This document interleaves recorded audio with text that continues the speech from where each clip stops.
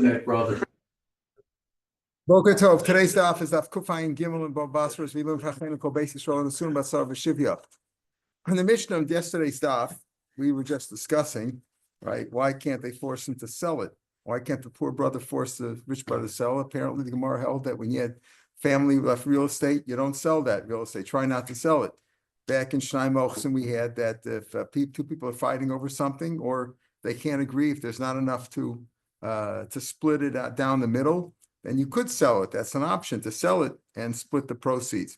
In any case, our Mishnah is discussing more, the second part of the Mishnah discussed the case where you have two people with the same name in the same city. Two people are called Yosef and Shimon, the same name and same father's name. So these two people, number one, the Mishnah said, if you have two people in the city like that, they can't pull out an IOU upon one another. Think about it. Let's say if two Yosef and Shimon, so call them number one, number two. Number one says to number two, hey, you owe me money. Here's $100. You owe me an IOU. He says, no. That's the $100 that I lent you. And when you paid me back, I gave you the IOU to hold on to. So you can't know who owns money. So that's what the Mishnah says. They can't pull out an IOU upon one another, and nobody else can pull out an IOU on them. Guy comes to you, he says, listen, Yosef and Shimon, here's a IOU, owe me $100. He says, no, not me, it's the other guy. You go to the other guy, he says, no, it's him. So they really can't prove it. Obviously, if they're nice tzaddikim and they tell the truth, fine, but you can't prove it. Okay, so that's what the Mishnah said. The Mishnah went on to say, if you find, if one person found, and let's say the guy finds, these guys owe me money. Oh, I found, here's a receipt that Yosef and Shimon paid me back. He's paid back. So, but all the sharos are prua. So what do you do? What do you do around to get around this problem? If you have two people in the same city with the same name, so show their father's name, Mishalshlin. Say Yosef and Shimon ben Yaakov, right? Or if they have the same name, if there are three generations all the same name, say maybe this one's a Cohen, this one's a Levi. If all that, go to the fourth generation. Let's try to make it as good as you can. But if you, in a simple case where you have two people in the same name in the same city, so the Mishnah says they can't pull out an IOU upon one another, nor can anybody pull out an IOU on them. They can pull out an IOU on somebody else. The Gemara says at the top of Kufayin Gimel, Belo Hadatanya, just like can't pull an IOU upon one another, because each guy could say, what do you think, that's what I owe you money? No, that's the star that you paid me back, that you owed me money, and I gave you the star. Not only that, they can also not pull out an IOU on anybody else in that city. Why not? But they have the IOU. Why would they have the IOU? But another brisa says, differs on our Mishnah, says no, they can't even pull out an IOU on anybody else. Why? Because the other guy, the person will say, how do I know that I owe you the money? Maybe it really is the other guy. So what are you doing with it? Maybe he gave it to you to hold on to. How do I know that that's really you? That's what the other brisa says. What's the machlokas between our Mishnah, which says that Yosef ben Shimon, two Yosef ben Shimons in a city, either one of them could pull out an IOU on somebody else. Machlokas is, can you just hand over paper, IOU, to somebody else? If I have an IOU that this guy owes me money, can I just give it to you? And if I hand it to you, you own it, and the guy owes you the money now? Or do I have to have another star that says, I'm giving you as an acquisition this first star, this first IOU? This machlokas we had before. With the star, he's a boring. He's a positive. That he has an IOU that you owe him money. Yeah. The other guy has a shema. Oh, that he only gave it. Maybe he gave it to you as a no. That's a shema. It's not a positive. No. They're both. They can both claim that they're both bari. They're bari, because I have the IOU in my. It's not a bari. Bari and shema is a claim. Is a claim, a verbal claim. Here he's looking based on the star. Here's an IOU. The guy says, yeah, it's an IOU, but it's not necessarily for you, it's for him. You're just holding it for him. That's what he has a good argument. So that's the question. If they're nice, honest people and they know the truth and they agree, there's no issue. The whole issue in all the prices when there's a dispute. He says, you owe me the money. The other guy says, no, I owe the other guy the money. Comes to the other guy says, you don't even have an IOU. This guy has the IOU. Maybe he's holding it for you. So there he says that they cannot, that Bryce says you cannot pull out a IOU on somebody else if you have the same name as somebody else. If you the creditor has the same name as somebody else in the same city. What's machlok? So what? Even if I'm not the guy that lent you the money, I'm not the Yosef ben Shimon, but I have the IOU now. He gave it to me. So I bought the paper from him. The Tana Broad, the Tana the Brisa, the other Brisa, ain't no existing Mesira. No, can't acquire it that way. Therefore, this supposed debtor could say, listen, you have this IOU, but maybe I owe the money to the other guy. I don't remember now. I'm not sure. You don't know for sure. This is not a valid. You're collecting not based on the borrow. You're collecting based on the paper. You just come to me and say, I owe you money. So what? I don't know if I owe you money. Maybe I don't. I say I don't owe you money. That's not a claim. But over here, the claim is based on the paper. Or I could say, what's the machlokas? Our Mishnah says that Yosef and Shimon's in the same city, right? And two Yosef and Shimon's can pull out an IOU on somebody else, not by that name in the city. And the Brisa says you can't. Everybody says you can just acquire it by handing over the paper. Do you have to bring a proof? Do you have to prove, yes, I gave it to you and you acquired the paper that way and the guy has money? Do I have to prove that I gave it to you? You don't have to bring a proof. If you have the paper, that's good enough. So you could collect from somebody else. You, Yosef ben Shimon, you are one of two Yosef ben Shimons in the city, could collect from somebody else, a third party, not the same name. The Tana Brasa, you got to bring proof. Where do you have this machlokas? Masira. Yes, letters, meaning a star, could be acquired just by handing it over. If I give you, it's like a bearer bond. I just give it to you and you can collect with it. You have to bring proof. Rav Meir Shapiro, you have to bring proof to it. You don't have to bring proof. Adam says, yeah, I saw him give it to him or anything like that. You don't have to bring proof. Amar Abai says, where do I get this idea that you have to bring proof? The Tanya, there's a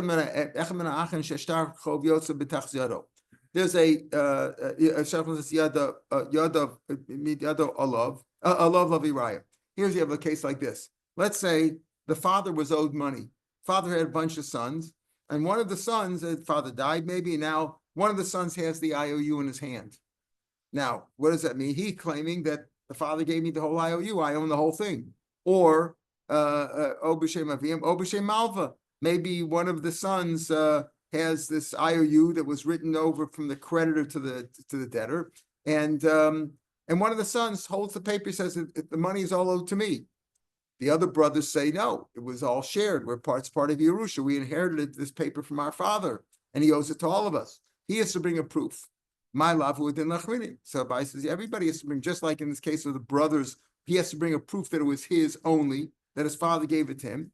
Isn't it true, even if it's not brothers, if it's cases of other people also? If you say that you have this paper, you have to bring proof that it was given to you. It's not in your name. For Rav Amar, no, Shani Achan is different. The Shomter done it because brothers, since they live in the same house or whatever, the same area, they could easily seize it, grab it from one another. So therefore, he has to bring proof that it was only his. But other people don't have to bring proof. In other words, if I have an IOU in my hand that I got from somebody else, the fact that I have in my hand is good enough. Some said the other way around. How does Rava say? Rava says, how do I know that you don't have to bring proof? It's good enough if it's just in my hand, the Tanya. The same case. One of the brothers has the shtarchov, has an IOU in his hands. A lovely riot. The Tana says here, he has to bring proof. Brothers have to bring proof because they could easily seize it from one another. So he has to bring proof that it was his only.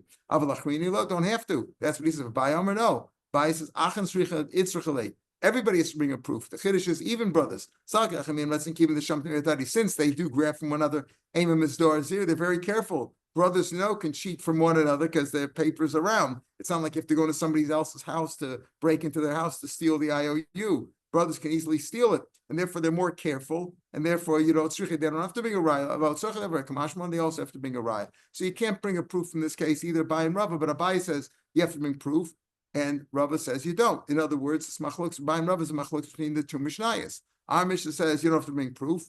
You could collect from somebody else. Again, our Mishnah says two Yosef ben Shimons in the same city, they cannot bring an IOU upon one another, nor can anybody else bring an IOU or claim an IOU from them.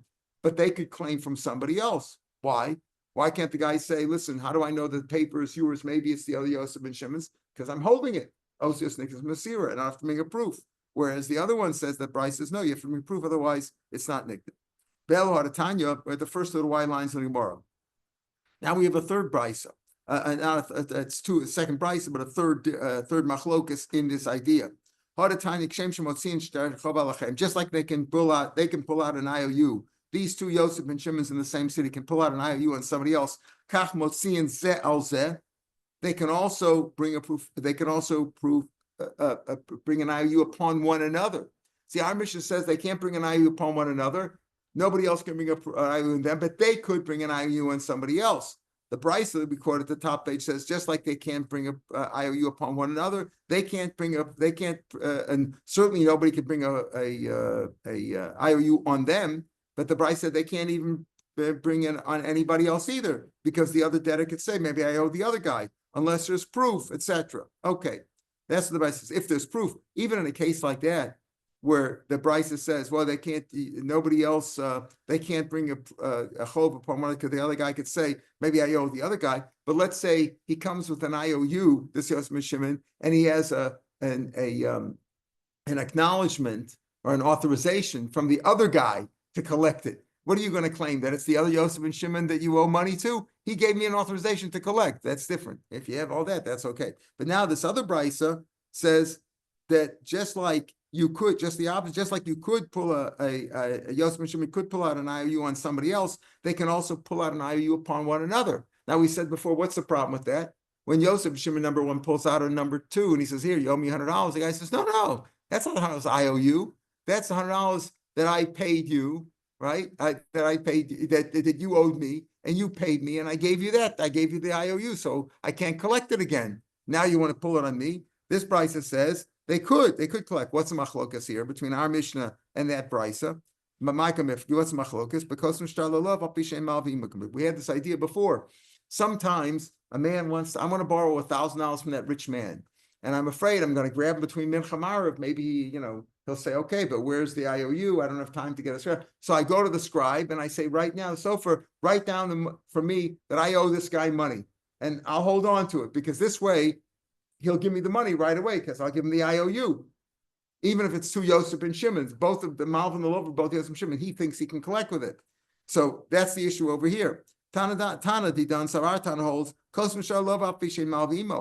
you can write a star for the Lova, even though the Malv is not there. What does that mean?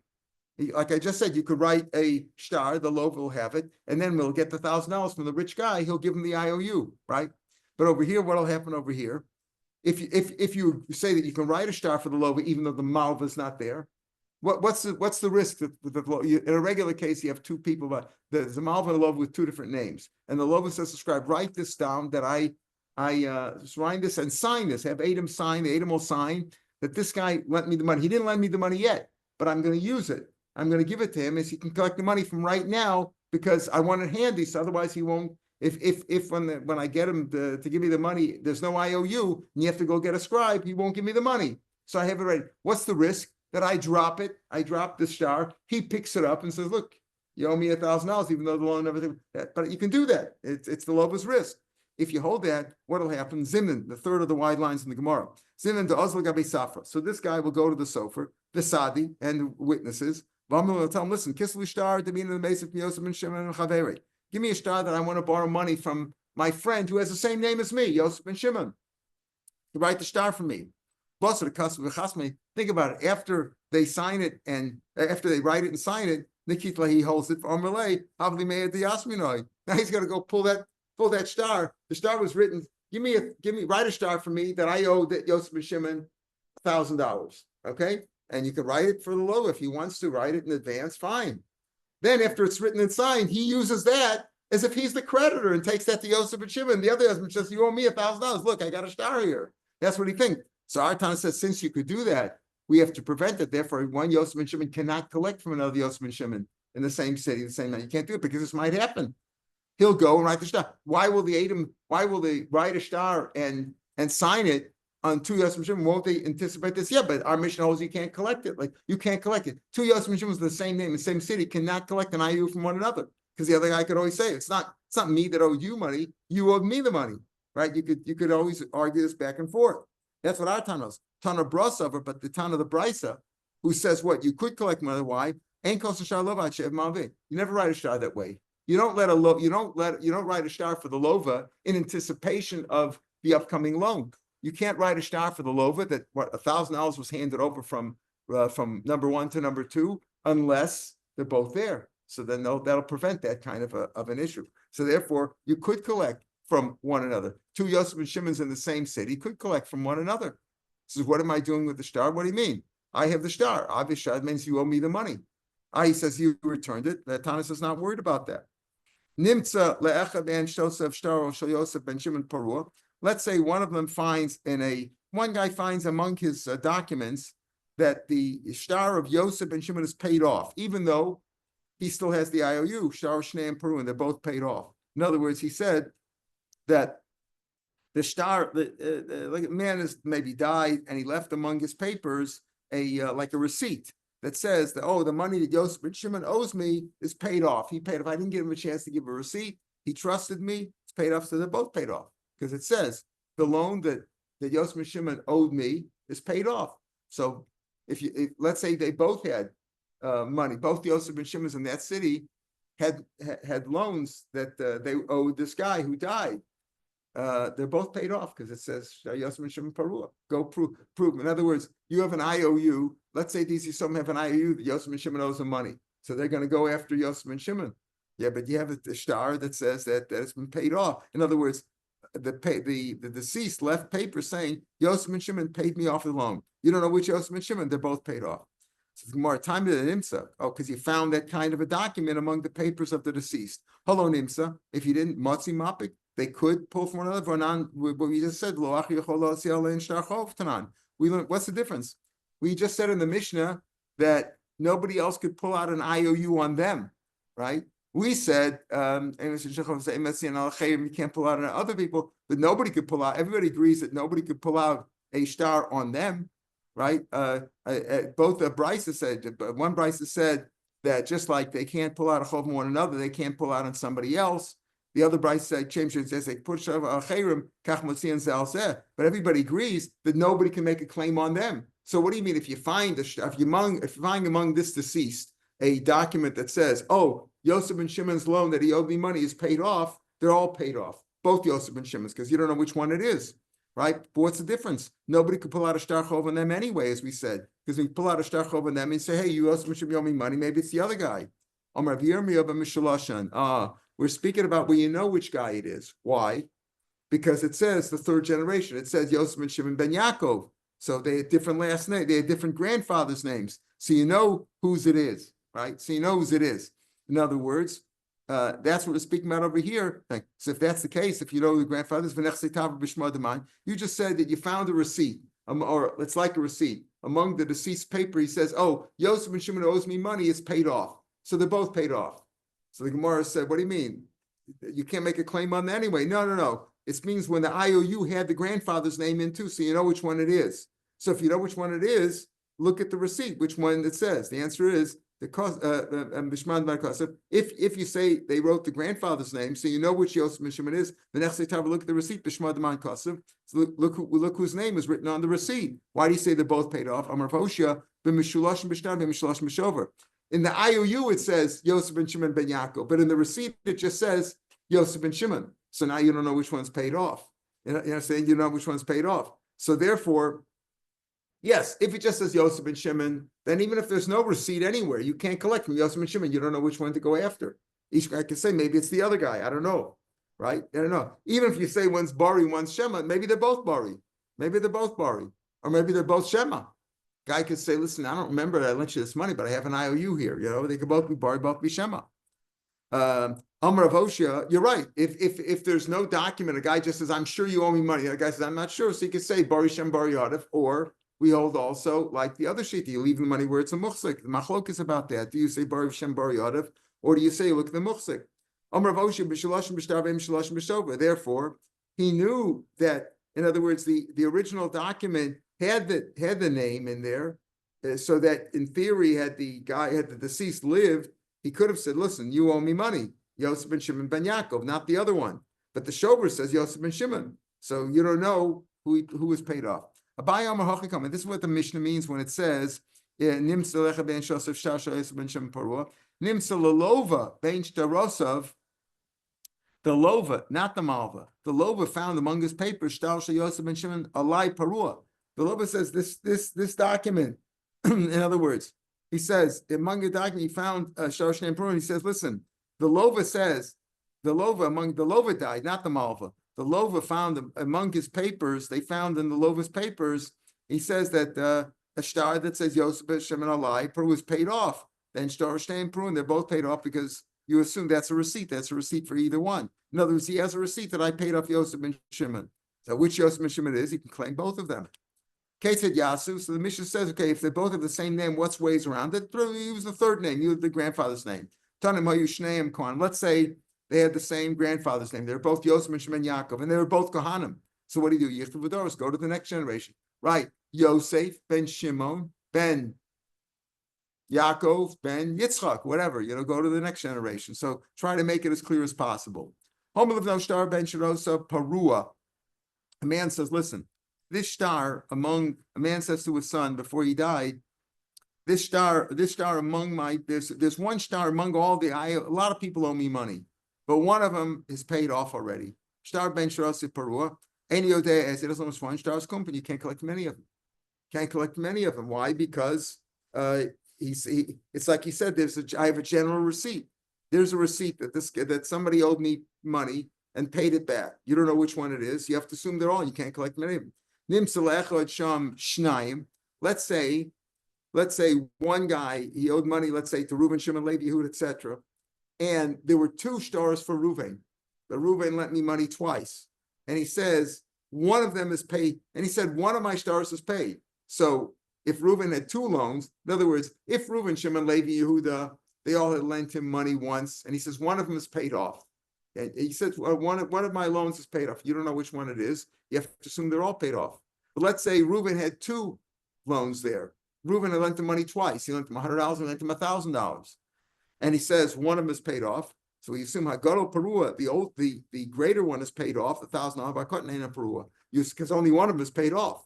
And he has two loans outstanding. So he says probably the bigger one is paid. Why? Because as we'll see, Yad Bal Shtar Al Tachtona. You have an IOU, but you also have a receipt that says it's been paid off. So the one who's holding the receipt that it's been paid off, I mean, it's not the one holding receipt. In this case, the Malva had the receipt, effectively had the receipt in his hands, but the one who has the claim, he's the one who has to bring the proof. Why do you choose the larger quantity? Because now there's a question of what can he collect? Can he collect the bigger one or the smaller one, right? In other words, the father had left over many IOUs that people owed him money. Reuben, Shimon, Levi, Yehuda, but Reuben, and he says one of them is paid off. So you don't know which one, so you can't collect because maybe this is the one that's been paid off.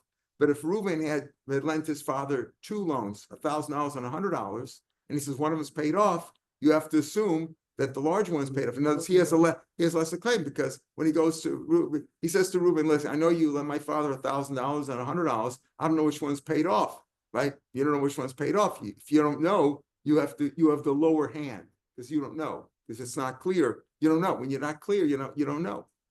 If I say I have a star that I sold here, the Gemara is going to bring that case. I'm a Rava. Star l'chabiyadi parua. If he says, listen, one of the documents that I have in my hand that you owe me money is paid off. Hagalo parua, v'kartnena parua. That's what you assume, right? Because I don't. If I claim you owe me the bigger one and not the smaller one, that's one thing. But if I just said I know I lent you money twice and I know you paid me back one of them, I'm not sure which one.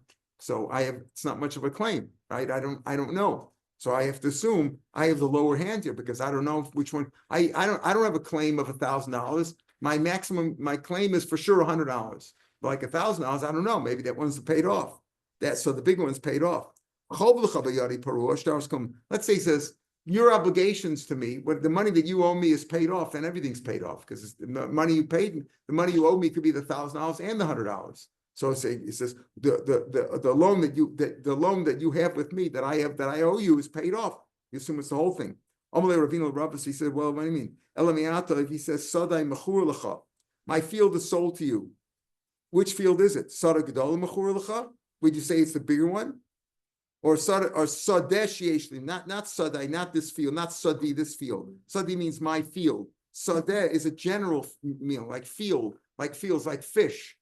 fishes, plural and singular, right? Or Rashbam brings down behema rabba. It says in Yonah, behema rabba means one, doesn't mean one animal, it means many animals. So he says, they're also. So he said, would that be the case too? If he says, Sada, my field is sold to you, it means the bigger one, you're not sure, or my fields means all of them. He says, no, Hasam Yad Baal Shtar Tachtona. Whoever's holding the star, right? He's holding the document, he's got the lesser one, meaning he's got the lower hand. So if I just say I'm selling you a field, and here's a star writing a field, I can give you the smaller one. It doesn't say the bigger one. So whoever's holding the star is the lower one. The case of the Malva also. The Malva says I have a $1,000 loan and a $100 loan outstanding. The other guy's got a receipt that one of them is paid off. So how do you know which one? He doesn't know which one's paid off. He doesn't, not like he knows.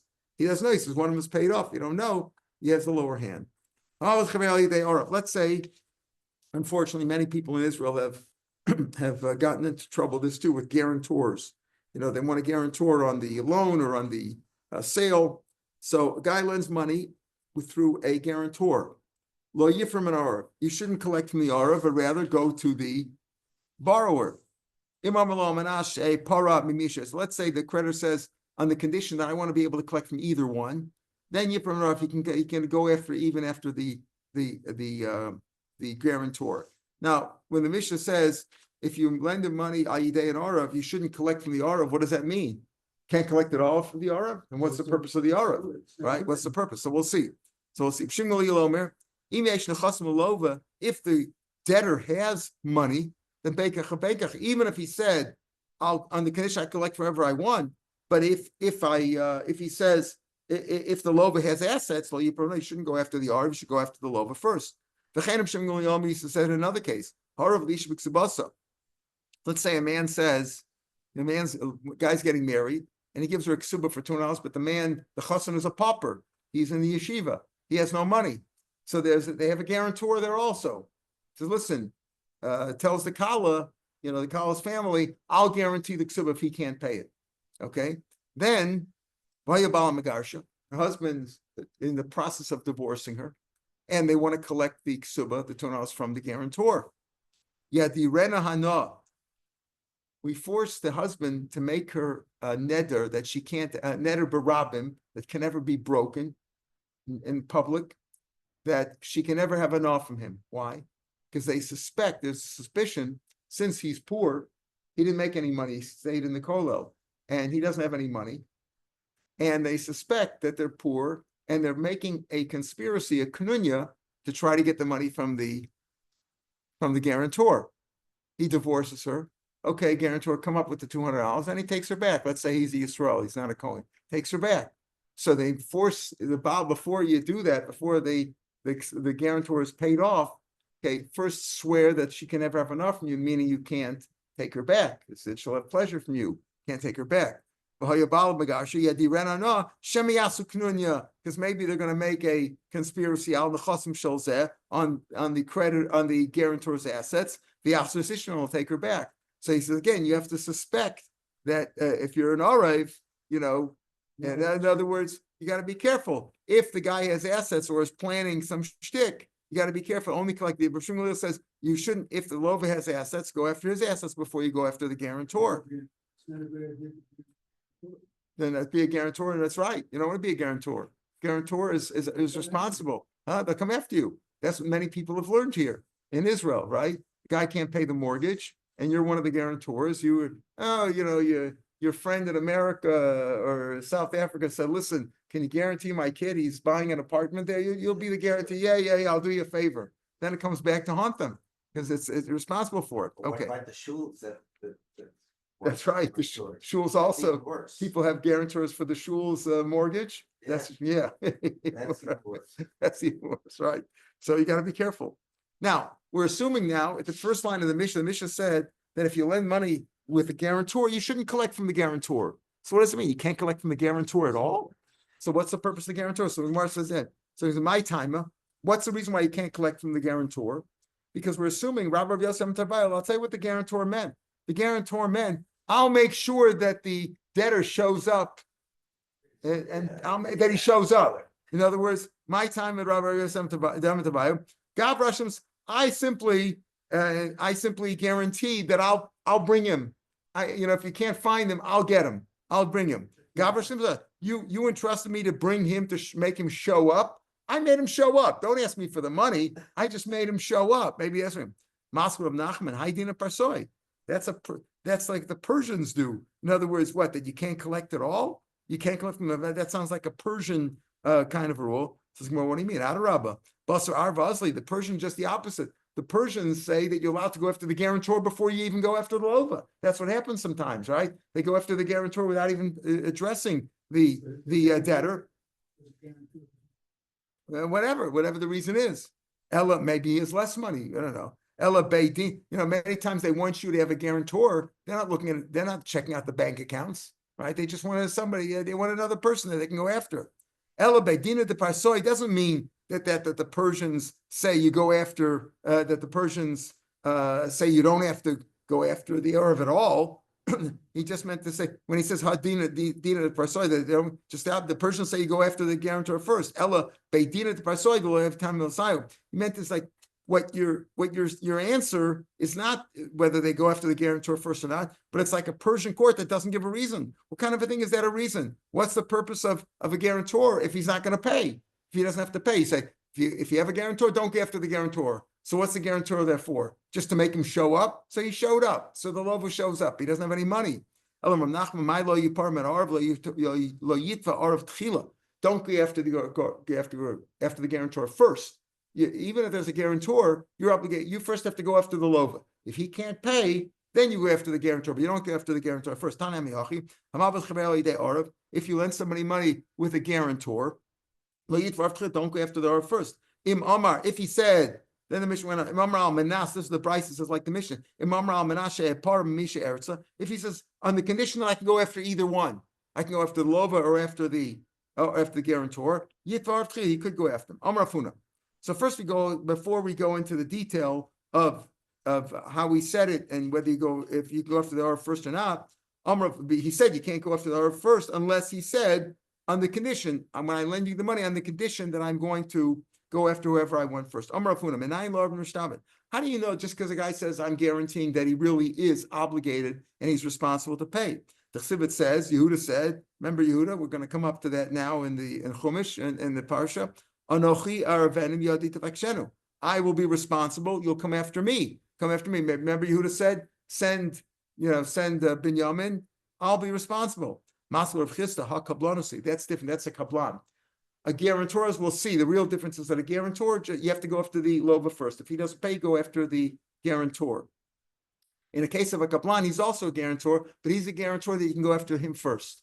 That's a kablan. You would have said, come after me, not go after, don't go looking. Now, you're not going to hire a posse or a gumshoe first to run after the guy to go find him. Come to me first. That's a kablan. That's if give him to me, I'm going to be responsible. You don't have to go after anybody else. That's a kablan. That's not an orev. They're both called guarantor, but the kablan is a guy who says, come after me. You don't have to go after the lova at all. The orev says, go after the lova first, and then come to me.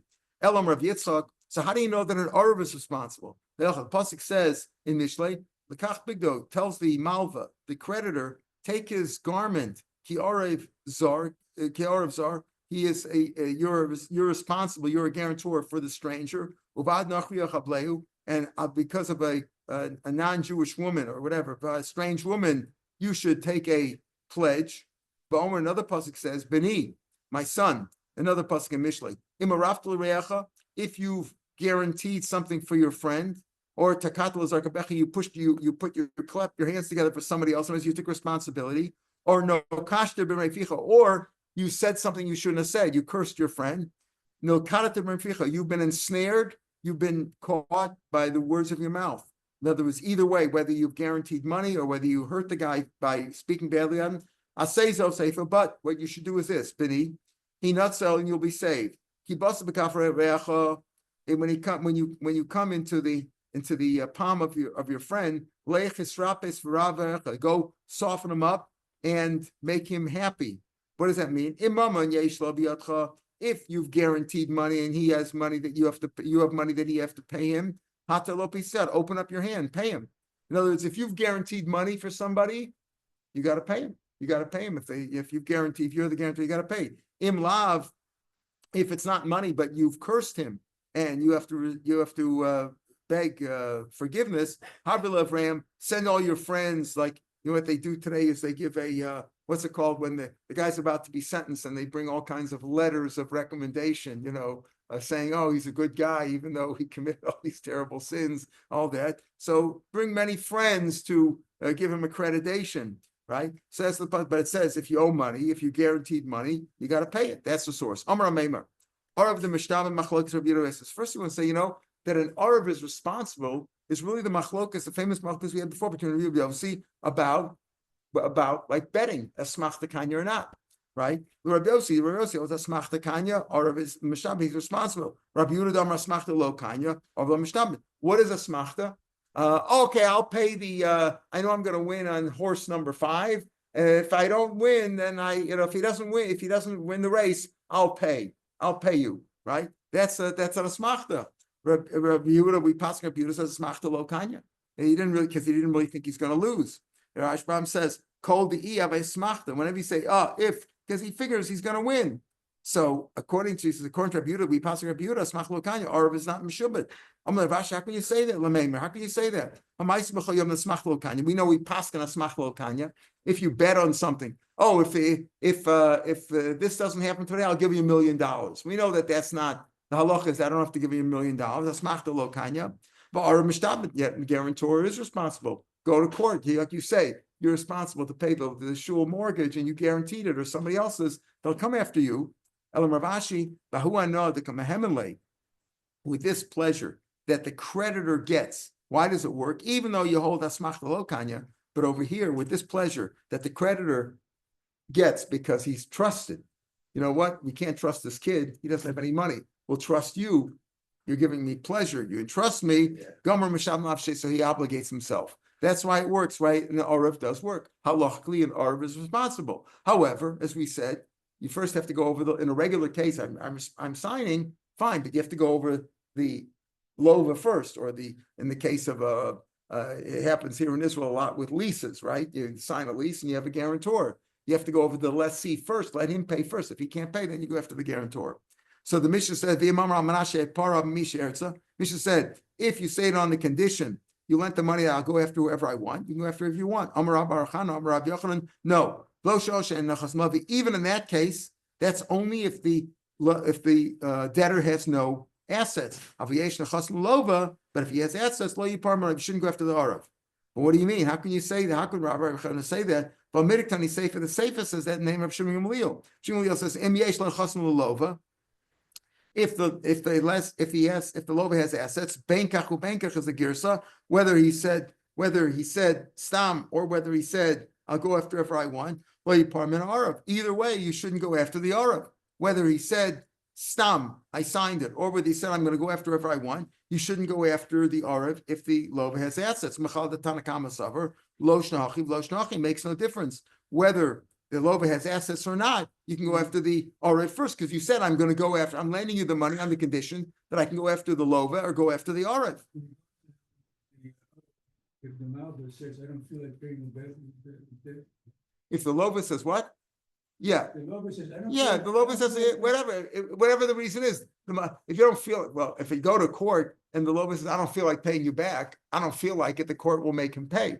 The court will make him pay. But the point of the creditor is that if you can't collect from the lova for whatever reason, he died, he ran away, he doesn't have any money, doesn't want to pay, Bezin can't force him, I'm responsible if you can't collect, whatever the reason is.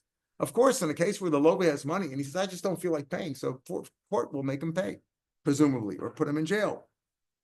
But the point over here is, how can you say that the Tanakama, Rabbi Rechana said, even if he said, I'm going to collect whoever I want, you still cannot go after the Arav if the lova has assets. But that's from Shimon Gamliel's words.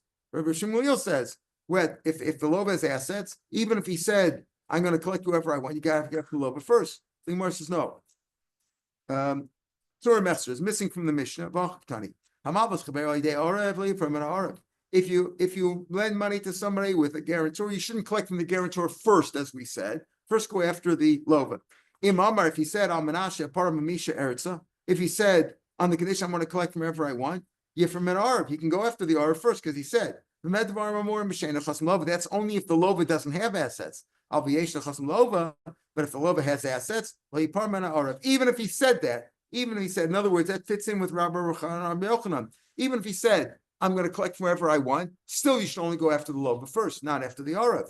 The Kablan, that's a guy who says, come after me first. I'm totally responsible. Even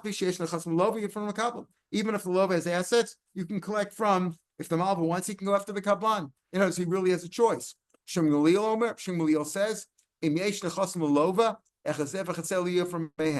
Shem Gamliel says that what? That whether it's an Arav or a Kablan, if the lova has assets, the Malva has to go after the lova first. That's Rav Shem Gamliel's opinion. Rabbi Yochanan, Kol Makom Sheshana Rav Shem Gamliel was saying a famous klal. Whenever Rav Shem Gamliel is mentioned in a Mishnah, halacha kamosa, not in a brisa. If he's mentioned in Mishnah, the halacha is like him, except for 3 exceptions. Chutz me Arav, our case, Arav. What did Rav Shem Gamliel just say? A Mishnah said what? That even if you said there's an Arav, and you said, I'm going to collect wherever I want, but if the lova has assets, you have to go for the lova first, not the Arav. If he was a Kablan, and he said, come after me first, we'll see the tomorrow's daf will study more about the Kablan. Either he said, come after me first, or he made a kinyan on it. If there's a Kablan, you can go after the Kablan first, even if the lova has assets. Shem Gamliel says no. If the lova has assets, I don't care if the guarantor is an Arav or if he's a Kablan, you have to go after the lova first. We don't paskin like Rav Shem Gamliel in this case. Rabbi Chaim said, we always pass Shem Gamliel in our Mishnah, except for 3 cases. Arav, Sidon, V'rayach Rona. Arav is this case here. Sidon is a case in Gittin where a man says, I'm divorcing on the condition you give me $200 within 30 days. Okay. He gives her the divorce. If she gives him the $200, they're divorced. The condition is fulfilled. Let's say he says, I'm giving you a divorce on the condition that you give me back my beautiful robe that I gave you. She gives him the robe, divorce. Shem Gamliel says, let's say the robe is lost. If you give him the value of the robe, that's good enough. We don't pass on Shem Gamliel. That's another case we don't pass on Shem Gamliel. And Rayach Rana, we're going to have in a few weeks Mishnah in Sanhedrin, where it talks about bringing a proof. If the case was judged against the guy and he still brings proof later on, in the first, even if he brings proof later on, it's accepted. If he first said the second case, that's the first case of Raya. The second case of Raya is if he says, no, I don't have any proof, and then later on he brings proof, Shem Gamliel says it's accepted. We don't pass on Shem Gamliel in that second case in Sanhedrin. The point here is, our concern is that Rabbi Chaim said, Rabbi Yochanan, we don't pass on like Shem Gamliel in our Mishnah. Arav is the first of the 3 cases we don't pass on like him, which means that if a man is a Kablan, you can go after the Kablan even if the lova has money. Tomorrow we'll talk more about the Kablan and the Arav. Have a good day. Shavua Tov l'kulam. Shavuot Tov. Boxer George. Yeah. He had 6 or 7 sons, all named George. Oh, yeah.